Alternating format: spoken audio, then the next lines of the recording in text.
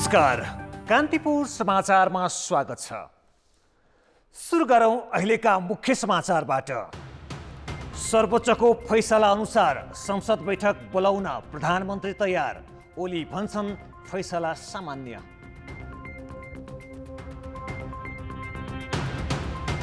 विघटन बदर भएपछि प्रधानमन्त्री नैतिक सङ्कटमा, तत्काल राजीनामा दिन दाहाल खेमाको माग।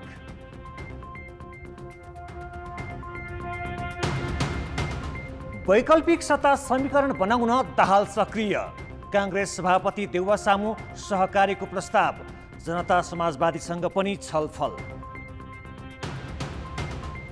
विश्वका कम आय भएका मुलुकलाई राष्ट्रसङ्घको संयोजनमा कोभ्याक्स अन्तर्गतको खोप वितरण सुरु, अफ्रिकी मुलुक घानामा पुग्यो पहिलो खेप। र च्याम्पियन्स लिगमा आज दुईवटा खेल खेलिँदै, रियल मैड्रिड एटलान्टासँग र बोरुसिया मन्चेन्ग्लाडबा म्यानचेस्टर सिटीसँग भिड्ने।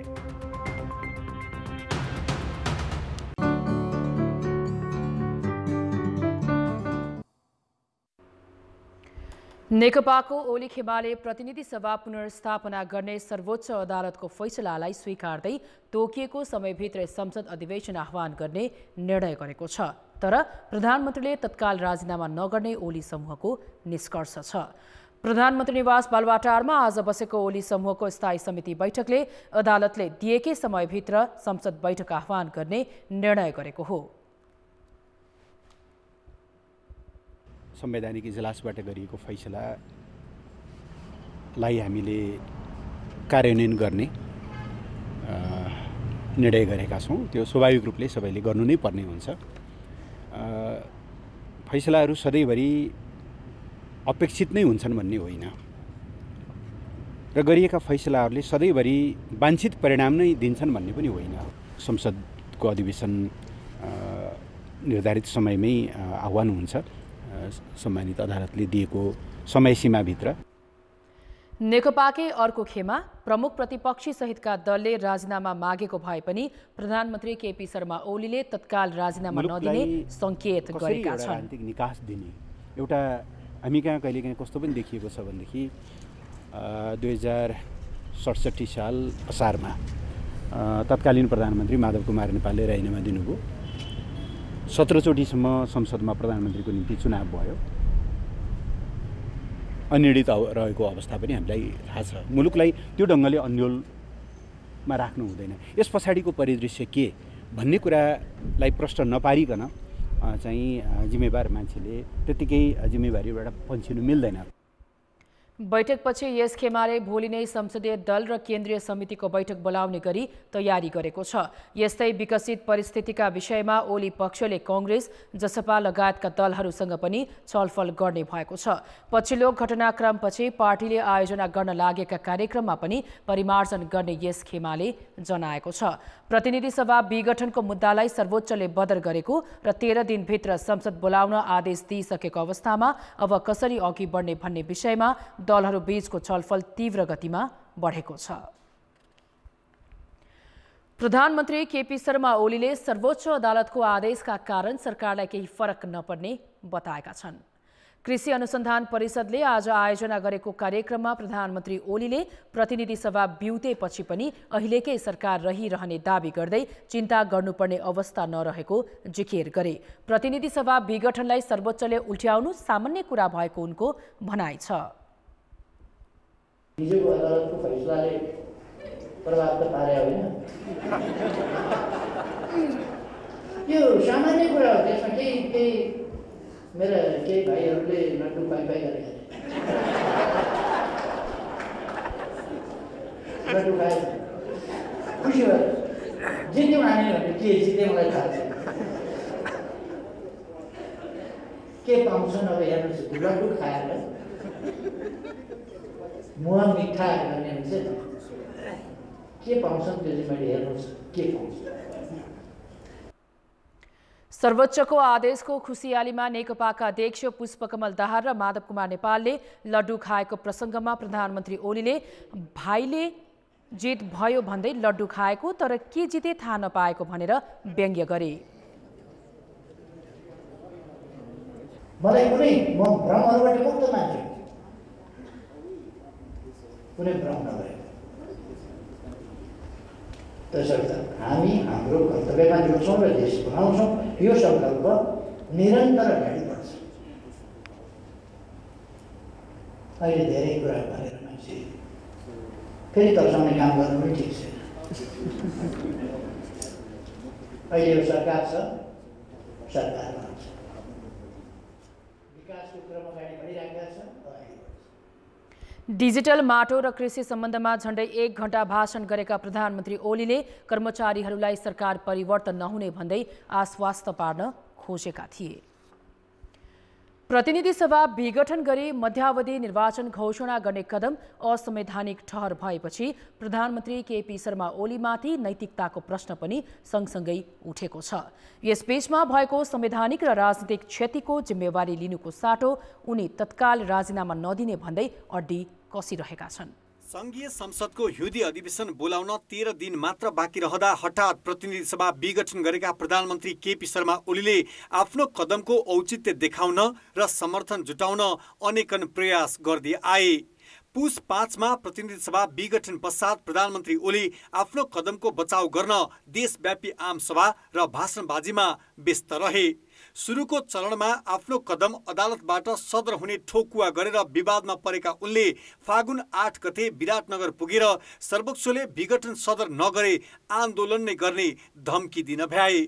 तर अदालतले उनको कदम बदर गरेपछि प्रधानमन्त्री जस्तो गरिमामय पदको उनले दुरुपयोग गरेको र संवैधानिक प्रणालीमाथि क्षति पुर्याएको पुष्टि भएको छ, जसले उनीमाथि नैतिकताको गम्भीर प्रश्न उठाएको छ।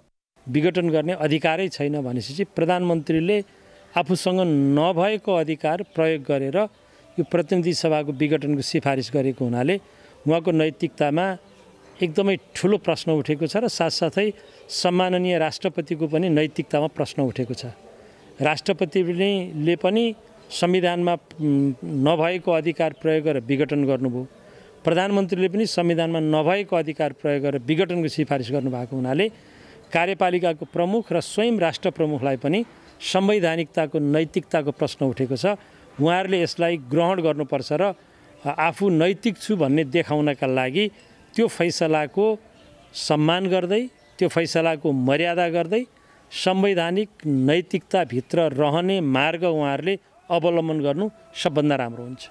प्रतिनिधि सभा विघटनसँगै उनले निकै विवादका बीच अध्यादेश नै ल्याएर संवैधानिक परिषद मार्फत झण्डै 3 दर्जन पदाधिकारी नियुक्तिको सिफारिस गरे, जुन त्यस्तै अध्यादेश त्यसअघि नै उनले फिर्ता लिनु परेको थियो। संसदीय सुनवाई समेत हुन नसक्ने गरी ओलीले संवैधानिक नियुक्तिको तारतम्य मिलाएको देखिन्छ।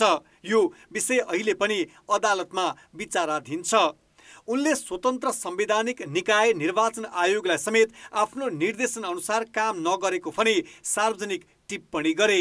सार्वजनिक आलोचना र विरोधको व्यवस्था गर्दै हिँडेका प्रधानमन्त्री ओली कानुनी लडाईँमा समेत पराजित भइसक्दा पनि त्यसको जिम्मेवारी लिन तयार देखिँदैनन्। प्रधानमन्त्रीको रूपमा यो समग्रमा 3 वर्षमा राम्रो केही पनि गर्न सक्नु भएको थिएन। भ्रष्टाचारका कुराहरू झन् बढ्दो स्थितिमा थियो, सुशासनका समस्या ज्यूका त्यौं थिए। त्यस बीचमा उहाँले यो संसद विघटनको यति ठुलो असंवैधानिक काम गरेर संविधानलाई नै भङ्ग गर्ने जुन प्रयास गर्नुभएको थियो र त्यो सिफारिस गरेपछि अदालतमा बहस भएको समयमा पनि उहाँले जुन खालको अभिव्यक्ति दिनुभयो, धम्काउने, तर्साउने, यी सबै कुराले गर्दा राजनीतिमा त्यो नैतिकता अथवा राजनीतिक इमान अथवा संवैधानिकता यी सबै कुरालाई उहाँले एकदम खिल्ली उडाइराख्नु भएको स्थिति थियो। मंगलबार बिहान सुरक्षा परिषददेखि मन्त्री परिषदका बैठक बोलाएर आफ्नो प्रभाव कायमै रहेको सन्देश दिन खोजिरहेका थिए। साँझ अदालतले उनको कदम असंवैधानिक मात्र होइन, उनले गरिरहेका दाबी झुटा ठहर गरिरहँदा पनि प्रधानमन्त्री ओली सरकारी निवास बालुवाटारमा जन्मदिनको समारोहमा रमाइरहेका थिए। कान्तिपुर समाचारका लागि चितवन सहकर्मी राजु चौधरीका साथमा नवराज पाण्डे, काठमाडौँ। नेकपा अध्यक्ष पुष्पकमल दाहालका लागि मंगलबारसम्म खुला राजनीतिमा आएपछिका सबैभन्दा कठिन दिन चलिरहेका थिए। जब प्रतिनिधि सभा भङ्ग गर्ने प्रधानमन्त्री केपी शर्मा ओलीको कदम सर्वोच्चले बदर गरिदियो अनि दाहालले आफ्नो सक्रियता वैकल्पिक सत्ता समीकरण बनाउन केन्द्रित गरेका छन्। उनले पार्टीभित्र आफ्नो समूहमा मात्रै नभई अन्य दलहरूसँग छलफल थालेका छन्। बिहिबारको विरोध कार्यक्रमलाई सम्बोधन गर्न दाहाल मङ्गलबार नै आफ्नो निर्वाचन क्षेत्र समेत रहेको चितवन पुगिसकेका थिए। जब बुधबारको विरोध कार्यक्रमको तयारी हुँदै थियो, एकाएक सुखद खबर सर्वोच्च न्यायालयबाट बाहिर आयो। प्रतिनिधि सभा भङ्ग गर्ने प्रधानमन्त्रीको कदम बदर भनेर। लगत्तै कार्यक्रम स्थलमा नै दाहाल र नेपालले एकअर्कालाई लड्डु खुवाएर खुसी साटे। विरोध कार्यक्रम स्थगित गरेर विजय जुलुस गर्न कार्यकर्तालाई निर्देशन जारी गरी बुधबार 12:30 बजे काठमाडौँ फर्किए। काठमाडौँ ओर्ले लगत्तै आफू निकट नेताहरूलाई केही बेर मात्र पार्टी कार्यालय पेरिस डाँडामा भेटेर सिधै काङ्ग्रेस सभापति शेरबहादुर देउबा निवास बुढा नीलकण्ठ पुगे। देउबालाई ओली प्रतिगामी भएको र उनको हार भइसकेको भन्दै आफूसँग मिलेर अविश्वासको प्रस्तावदेखि सत्ता सहकार्यसम्मको प्रस्ताव गरे। साथै सत्ता साझेदारीमा काङ्ग्रेसको चित्त बुझाउने वचन पनि दिए। त्यस भेटमा देउबाले प्रष्ट जवाफ दिएनन्। बरु अर्को एक कार्यक्रममा पुगेर उनले आफूसँग पर्याप्त सांसद सङ्ख्या नरहेकाले सत्ता समीकरणको खेलमा लाग्न नसकिने भन्दै शुभेच्छुकलाई धन्यवाद दिए। ओलीजीले चाहिँ यसमा चाहिँ अब यो चाहिँ अदालतको निर्णय पछाडि छ कि चाहिँ उहाँले बहुमत आफ्नो पुऱ्याउनु पनि पार्लियामेन्टमा होइन भनेर चाहिँ छोड्दा राम्रो हुन्छ, तर मलाई उहाँलाई यसो गर उसो गर भन्ने कुरा पनि छैन। उहाँको पार्टीको कुरा हो। काङ्ग्रेसको अवस्था आवश्यकता आखिर काङ्ग्रेसै रहेछ भन्ने कुरा जो उनीहरूले काङ्ग्रेसलाई खोज्न थाले मान्छेहरूले, त्यसका लागि उहाँहरूको विरोध गर्ने कुरा बेकार हो। कहिले काहीँ रिस दुख्या बेला भन्ने कुरा हो। तर उहाँहरूले काङ्ग्रेसबाट आशा गर्नुभएकोमा सबै नेपाली जनता, बुद्धिजीवी, पत्रकार जगत सबैलाई धन्यवाद दिन चाहन्छु म। देउबाबाट उत्साहजनक जवाफ नपाए पनि दाहाल यतिकैमा रोकिएनन्।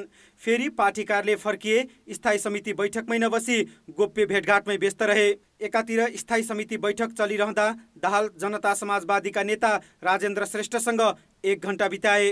प्रतिनिधि सभा पुनर्स्थापनाको फैसला भएको दोस्रो दिन दाहालका यी सबै दौडधुप संसदीय अङ्कगणित आफ्नो पक्षमा पार्ने र ओलीको विस्थापन सुनिश्चित गर्नेमा केन्द्रित छन्। अब अहिले प्रतिनिधि सभा पुनर्स्थापित भइसकेको स्थितिमा अब कसरी अगाडि बढ्ने, यो संविधानको प्रभावकारी कार्यान्वयन र लोकतन्त्रको अभ्यासको दिशातिर अगाडि बढ्न र देशलाई राजनीतिक अस्थिरता होइन स्थिरताकै दिशातिर अगाडि बढाउनको निम्ति हामीले मिलेर जानुपर्छ। अब लोकतन्त्रवादी सबै शक्तिहरू, संविधानका रक्षाका प्रश्नमा एकताबद्ध भएका सबै शक्तिहरू फेरि पनि मिलेर जानुपर्छ भन्ने बारेमा सामान्य छलफल भयो। अब बस्ने संसद बैठकमा ओली विरुद्ध अविश्वासको प्रस्ताव अघि बढाउने दाहालको तयारी छ। त्यसैले ओली विरुद्ध थप घेराबन्दी गर्न र वैकल्पिक समीकरण तयार पार्न दाहालले ओलीतिर देखिएका नेकपाकै सांसद तान्नेदेखि काङ्ग्रेस र जनता समाजवादीसँग गठबन्धन गर्नमै पुरा ध्यान लगाइरहेका छन्। कान्तिपुर समाचारका लागि डिपी उपाध्याय, काठमाडौँ। नेकपाको दाहाल खेमाले प्रधानमन्त्री केपी शर्मा ओलीले नैतिकताका आधारमा तत्काल राजीनामा दिनुपर्ने ठहर गरेको छ। सिंहदरबारमा आज बसेको दाहाल खेमाको संसदीय दलको बैठकले ओलीको राजीनामा माग गर्ने निर्णय गरेको हो। ओलीले राजीनामा दिएर सहजीकरणको बाटोमा आए नेकपाकै नेतृत्वमा अन्य दलहरूसँग सहकार्यमा संयुक्त सरकार गठन गर्न सकिने निर्णय पनि बैठकले गरेको प्रमुख सचेतक देव गुरुङले अहिले नैतिकताको आधारमा उहाँले राजीनामा दिनुपर्छ भन्ने कुरा नै सर्वत्र उठिरहेको छ। हाम्रो दलमा पनि उठेको छ। अब संविधान विपरीत खालका कामहरू उहाँले गर्दै गर्नु भएको छ। एक त संविधान विपरीत खालको चाहिँ सरकार भइरहेको चाहिँ अवस्था छ र त्यसमा पनि चाहिँ तपाईँको सर्वोच्च अदालतको फैसला आइसकेपछि स्वत राजीनामा दिनुपर्ने कुरा हो। राजीनामा दिनुभएको छैन। त्यस कारणले पहिलो एजेन्डा के हुन्छ त भन्दाखेरि उहाँको राजीनामा के हुन्छ, उहाँको राजीनामा दिन्छ कि दिँदैन, राजीनामा के हुन्छ भन्ने कुरा नै पहिलो एजेन्डा त त्यही नै हुन्छ। त्यसपछि मात्रै चाहिँ तपाईँको अर्को भविष्यमा कसको नेतृत्वमा सरकार हुने, कसरी मिलेर जाने या नजाने, कसरी के हुने भन्ने कुरा त सेकेन्डरी विषय हो। ओलीले सहज रूपमा राजीनामा नदिए अन्य दलहरूसँगको सहकार्यमा सरकार गठन गर्ने निर्णय पनि दाहाल खेमाले गरेको छ। दलहरूकै सहमतिमा प्रधानमन्त्री टुङ्गो लगाउने यस खेमाको भनाइ छ। बैठकमा अध्यक्ष पुष्पकमल दाहाल र माधव कुमार नेपालले अहिलेसम्म कसैलाई प्रधानमन्त्रीको लागि प्रस्ताव नगरिएको जानकारी गराएका थिए। सर्वोच्च अदालतले प्रतिनिधि सभा विघटनलाई बदर गरेसँगै नेकपाको भावी रणनीतिबारे विभिन्न अड्कलबाजीहरू सुरु भएका छन्। आपसी लान्छना र आरोप प्रत्यारोप सहित दुई चिरा भइसकेको नेकपा कानुनी रूपमा फुटिसकेको छैन। तर अब एकताको सम्भावना पनि अत्यन्तै क्षीण छ। बरु नयाँ परिस्थितिमा नेकपामा सरकार, पार्टी संरचना र आधिकारिकताबारे थप सङ्घर्ष हुने देखिन्छ। प्रतिनिधि सभा बिउतिएपछिको नयाँ परिवेशमा नेकपाका ओली र दाहाल नेतृत्वका दुवै समूहले एकता बचाउन एक अर्कालाई आत्मआलोचनासहित आफ्नो कित्तामा आउन भनेका छन्। तर कुनै चमत्कार भए बाहेक त्यस्तो सम्भावना अत्यन्तै न्यून छ। विघटन बदर भएपछि थप दबावमा परेका ओली नयाँ रणनीति बुन्दैछन्। नैतिक र राजनीतिक रूपमा जित महसुस गरेको दाहाल खेमा पनि संसद पुनः स्थापनापछि सत्ता र पार्टीको भावी योजना तय गर्न जुटिसकेको छ। दुवै समूहको लक्ष्य भनेको एकले अर्कोलाई किनारा लगाउने र नयाँ सत्ता समीकरणको प्रयास गर्नमै केन्द्रित देखिन्छ। दाहाल समूहले त अब प्रधानमन्त्री ओलीसँग कुनै सम्झौता नहुने उद्घोष गरेको छ। तर ओली समूहका सांसद र नेताहरूलाई आफ्नो समूहमा भित्र्याएर भए पनि सरकार निर्माण गर्ने तयारी यस समूहको छ। देशको संविधान माथि घात गरेको, पार्टीको विधान पनि च्यातचुत पारेको कारणले पार्टी सदस्यबाट हामीले हटाएका छौँ। तर बाँकी अरूहरूलाई चाहिँ हामीले एकीकृत पार्टी, संस्थागत पार्टी, नेपाल कम्युनिस्ट पार्टी, नेकपा अध्यक्ष प्रचण्ड र माधव कुमार नेपालले नेतृत्व गरेको पार्टी हो, त्यसमा आउनका निम्ति हामी अपिल गर्छौँ। त्यसो त आफ्नो कदमलाई सर्वोच्चले अवैध ठहर गरिदिए पनि प्रधानमन्त्री ओली आफूलाई कमजोर ठानिरहेका छैनन्। बुधबार बसेको उनको समूहको स्थायी समिति बैठकमा अबको लडाईँ संसदबाट हुने चेतावनी दिनुले पनि अझै सत्ता जोगाउने प्रयत्नमै छन् भन्ने बुझिन्छ। केपी बाहेकको नेकपा एकताबद्ध हुन सक्दैन। दुईटा पार्टी मिलेर बनेको एकता हो र नेकपा एमालेको 9औं महाधिवेशनद्वारा हलद्वारा निर्वाचित अध्यक्ष हो भन्ने कुरा हेरका राख्नु पर्यो। केन्द्रीय कमिटीले बनाएको अध्यक्ष होइन। त्यसकारणले त्यो एकताको स्पिरिटलाई कायम गर्न सकिन्छ भने ठिक छ। उहाँका कमी कमजोरीका बारेमा प्रचण्डका, माधव नेपालका या झलनाथका या वामदेवका कमी कमजोरीको बारेमा समीक्षा गर्न सकिन्छ। आफ्नै समूहका नेताहरूले राजीनामा दिन सुझाव दिए पनि ओली तत्काल पछि हट्ने मनस्थितिमा छैनन्। नेकपा एक नहुँदा अबको सरकार गठनका लागि आगामी दिन झन जटिल र चुनौतीपूर्ण हुने निश्चित छ। नयाँ सरकार बनाउन काङ्ग्रेसको साथ लिनुपर्ने हुन्छ। केन्द्रमा मात्र होइन, प्रदेशहरूमा समेत काङ्ग्रेसको समर्थन बिना दुवै पक्षले सरकार बनाउन सक्ने स्थिति छैन। पार्टी आधिकारिकताको विषय उत्तिकै पेचिलो छ। केन्द्रीय कमिटीको बहुमतको आधारमा दाहाल समूहले वैधता पाएमा ओली समूहले नाम, सूर्य चिन्ह र झण्डा गुमाउनेछ। त्यसो त प्रधानमन्त्रीबाट राजीनामा दिएको अवस्थामा नयाँ पार्टी खोल्ने बाटो समेत ओलीका लागि बन्द हुन सक्छ। त्यसैले पनि ओलीले राजीनामा नदिई अध्यादेश मार्फत पार्टी विभाजनको प्रक्रिया सजिलो बनाउन सक्नेछन्। कान्तिपुर समाचारका लागि क्यामेरामा हेमन्त कटवालका साथ नारायण किलम्बु र बाबुराम तिमिल सिन्हा, काठमाडौँ। सर्वोच्च अदालतले प्रतिनिधि सभा पुनर्स्थापना गरेपछि नयाँ राजनीतिक सरगर्मी सुरु भएको छ। नेकपाका दुवै खेमा र प्रतिपक्षी दलहरू बदलिएको परिस्थितिमा आआफ्ना रणनीति तय गर्न जुटेका छन्। यसै सन्दर्भमा अब दलहरूको रणनीति, सम्भावित सत्ता समीकरण र निकासको उपायबारे हामीले राजनीति शास्त्रका प्राध्यापक कृष्ण पोखरेलसँग कुराकानी गरेका छौँ। चासो र चिन्ता भनेको चाहिँ नेपालको राजनीति कता जान्छ, अबको राजनीतिक परिदृश्य के हुन्छ भन्ने हो। तपाईँलाई के लाग्छ? यदि राजनीतिलाई सहज ढङ्गले अगाडि बढ्न दिने हो भनेदेखि प्रधानमन्त्री केपी ओलीले राजीनामा गरेर यो मार्ग प्रशस्त गर्नुपर्छ। तर प्रधानमन्त्री केपी शर्मा ओलीको अहिलेसम्मको प्रतिक्रियाहरू, उहाँ निकटका नेताहरूको प्रतिक्रिया हेर्दा तत्काल राजीनामा दिइहाल्ने अवस्था देखिँदैन। अब निकटकाहरूले भनेको कुरा चाहिँ उहाँकै होइन, किनभने उहाँ ती आउरे बाउरेका कुराहरूका पछि उहाँ लाग्नुहुन्न। उहाँले के बोल्नुहुन्छ त्यो कुरा महत्त्वपूर्ण हुन्छ। तर अब उहाँको स्वभाव हेर्दाखेरि उहाँले वास्तवमा राजीनामा गर्नुहुन्छ जस्तो मलाई पनि लाग्दैन। उहाँले संसदलाई फेस गर्ने नै अवस्था आउन सक्छ। अब यो सबै कुरा अब चाहिँ कहाँ जान्छ भने नेकपाको संसदीय दलमा यो कुरा महत्त्वपूर्ण एजेन्डाको रूपमा उठ्छ, किनभने विधिवत रूपले त्यो पार्टी विभाजित भएको छैन।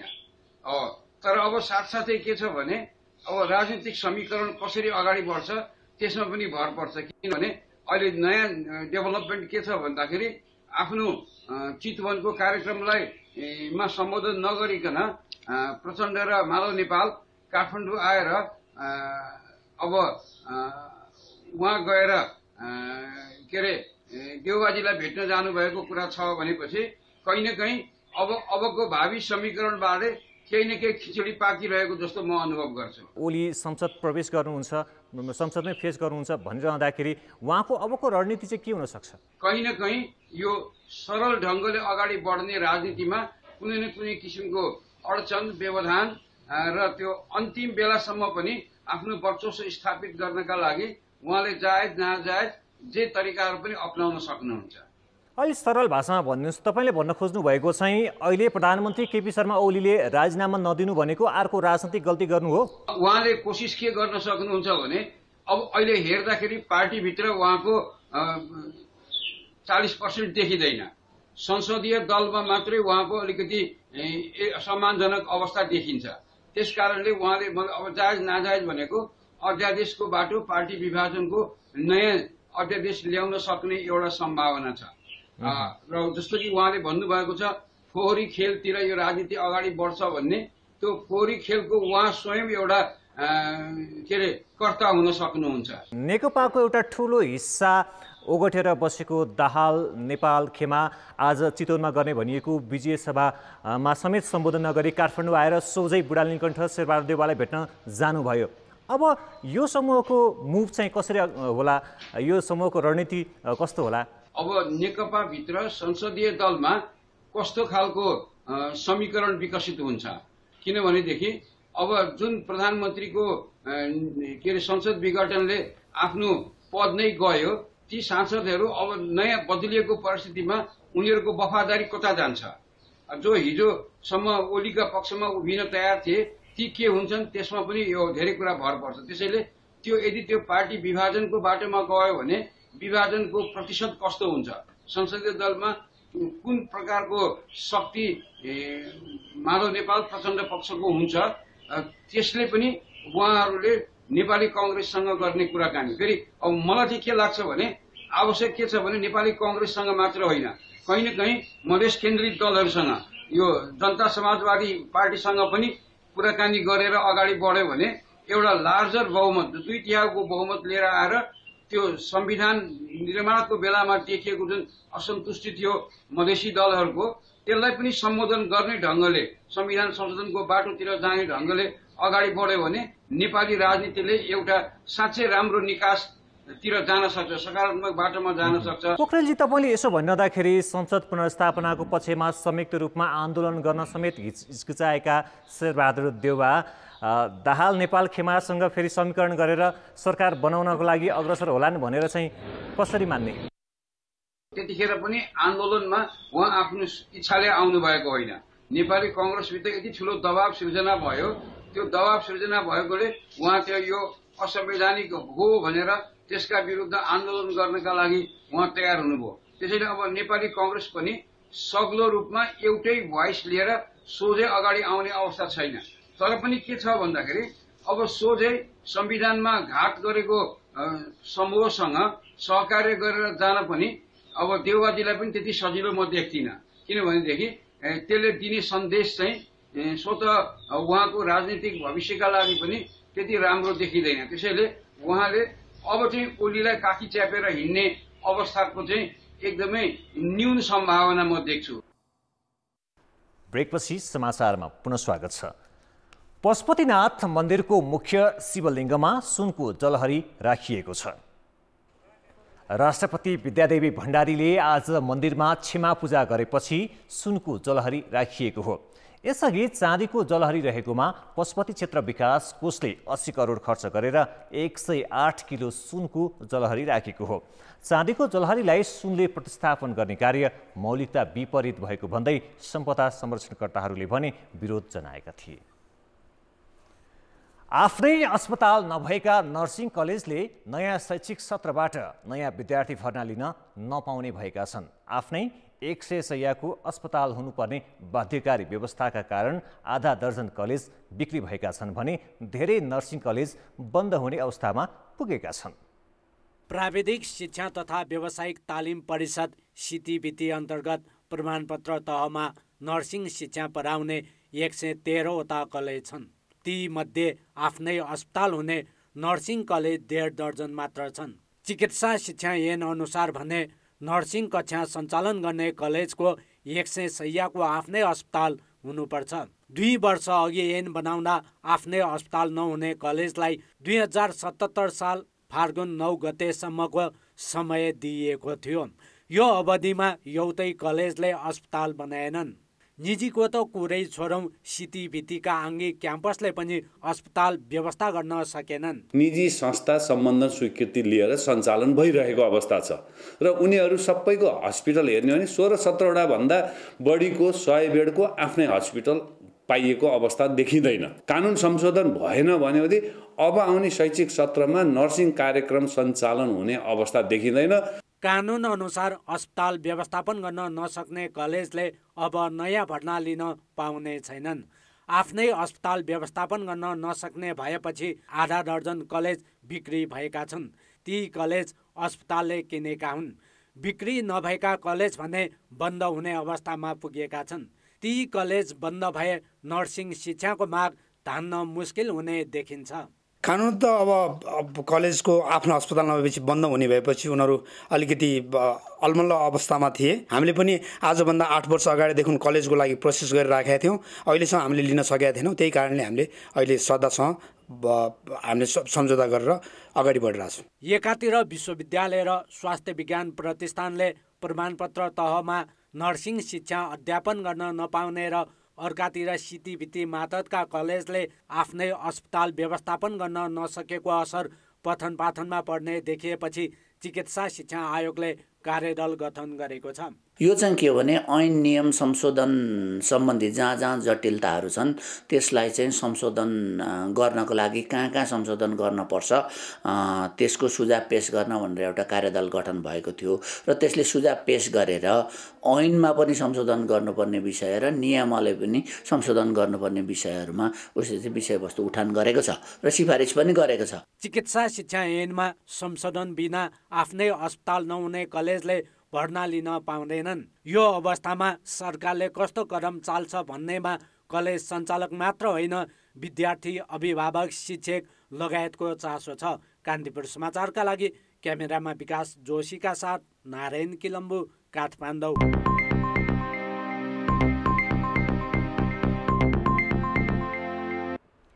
नेप्सेको कारोबार प्रणालीमा बुधबार पनि समस्या आएको छ। नेपाल पूर्वाधार विकास ब्याङ्कको सेयर बिक्रीमा आएको चाप थेग्न नसकेर कारोबार प्रणालीमा समस्या आएको नेप्सेले जनाएको छ। कारोबार प्रणालीमा समस्या आउँदा यस ब्याङ्कको मूल्य 100% नै घटेको देखाएकाले कारोबार नै बन्द गर्नु पर्यो।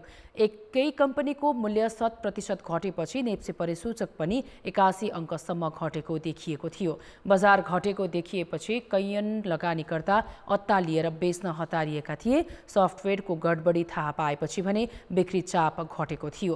81 अङ्कसम्म घटेको देखिएको बजार बन्द हुने समयमा भने 12.56 अङ्कले बढेर 2579 अङ्क कायम भएको छ। बुधबार 204 कम्पनीका 1 करोड 67 लाख किता सेयर किनबेच हुँदा 6 अर्ब 70 करोड रुपैयाँको कारोबार भएको छ। जलविद्युत र अन्य समूह बाहेक अन्य सबै उपसूचक बढेका छन्। धितोपत्र बोर्डका अनुसार यस बाहेक अहिले 10 वटा कम्पनीले 4 अर्ब 23 करोड बराबरको प्राथमिक सेयर निष्कासन गर्न लागेका छन्। 1 अर्बभन्दा माथि चुक्ता पुँजी भएका कम्पनीलाई सरकारले साधारण सेयर जारी गर्न ताकेता गरेपछि उत्पादनमूलक क्षेत्रका कम्पनीले पनि सेयर जारी गर्ने प्रक्रिया अघि बढाएका छन्। 2067 मा स्थापना भएको सर्वोत्तम सिमेन्टले 2071 देखि क्लिङ्कर र 2073 देखि सिमेन्ट उत्पादन गर्दै आएको छ। दैनिक 70,000 बोरा सिमेन्ट उत्पादन गर्ने यस कम्पनीले 3 वर्ष यता वार्षिक 1 अर्ब 4 करोड रुपियाँ नाफा कमाइरहेको छ। चुक्ता पुँजी 3 अर्ब 40 करोड रहेकोले यसलाई आम लगानीकर्तामा सेयर जारी गर्नुपर्ने बाध्यता छ, किनभने सरकारले 2 वर्ष अघि नै 1 अर्बभन्दा माथि चुक्ता पुँजी भएका कम्पनीलाई सेयर जारी गर्नुपर्ने बाध्यात्मक व्यवस्था गरेको छ। यस्ता कम्पनीलाई लक्षित गरेर धितोपत्र बोर्डले पनि बुक बिल्डिङ विधिबाट साउन 22 गतेदेखि सेयर जारी गर्न पाउने व्यवस्था गरेको छ। यसअघि कम्पनीले अङ्कित मूल्य 100 र प्रिमियममा जारी गर्न पाउँथे। बुक बिल्डिङ विधि अर्थात् आधारभूत विश्लेषण गरेर बजारले निर्धारण गरेको मूल्यमा सेयर जारी गर्ने घोषणा पहिलो पटक सर्वोत्तम सिमेन्टले गरेको छ। 60 लाख किता हामीले चाहिँ जारी गर्ने भनेका छौँ है। हाम्रो कुल पुँजीको 15% मात्रै हो अहिले जारी गर्ने। 4 करोडको हाम्रो चाहिँ चुक्ता पुँजी हुन्छ। त्यो चुक्ता पुँजीमध्ये सेयर जारी भइसकेपछि त्यसमध्ये 60 करोडको 60 लाख किता हामी जारी गर्छौँ। त्यसमध्ये 24 लाख किता संस्थागत लगानीकर्ताको लागि हुन्छ र बाँकी 36 लाख किता सर्वसाधारण। अहिले पुँजी बजारमा 80% हिस्सा बैंक तथा वित्त संस्थाको रहेको छ। उत्पादनमूलक कम्पनीहरू सेयर बजारमा प्रवेश गराउने भने पनि 19वटाले मात्रै सेयर जारी गरेका छन्। नाफामा रहेका र लामो समयदेखि सञ्चालनमा रहेका कम्पनीहरूले अबदेखि बुक बिल्डिङ विधिबाट मूल्य तय गरेर सेयर जारी गर्न सक्ने भएपछि थप कम्पनीहरू पनि सेयर बजारमा प्रवेश गर्ने आकलन छ। बुक बिल्डिङ विधि चाहिँ कार्यान्वयनमा ल्याइसकेका छौँ। अर्थात् यसको लागि चाहिने इन्फ्रास्ट्रक्चर जुन पूर्वाधारहरू सबै कानुनी पूर्वाधार, यसको लागि चाहिने योग्य संस्थागत लगानीकर्ताहरू लगायतका सबै व्यवस्थाहरू चाहिँ भइसकेको छ। अब जुनसुकै कम्पनीहरू पनि यो विधिबाट चाहिँ सार्वजनिक निष्कासन गर्न सक्दछन् र यसै सन्दर्भमा चाहिँ सर्वोत्तम सिमेन्ट लिमिटेडले चाहिँ बुक बिल्डिङबाट सार्वजनिक निष्कासन गर्ने भनेर उहाँहरूको चाहिँ साधारण सभाबाट एजेन्डा पास गरेको भन्ने बुझिन आएको छ।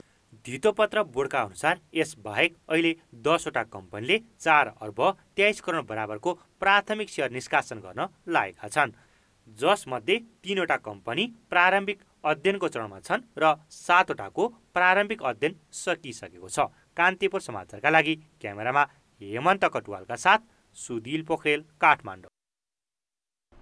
अब जनमतमा आजको प्रश्न।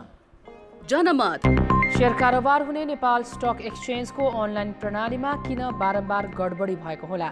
ए. खरिद बिक्रीको चाप, बी. गुणस्तरहीन प्रणाली र C. कारोबारीको चलखेल।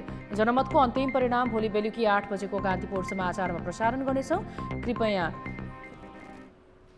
NEWS news space AB वा C टाइप गरी 34001 मा SMS गरी आफ्नो मत व्यक्त गर्नुहोला।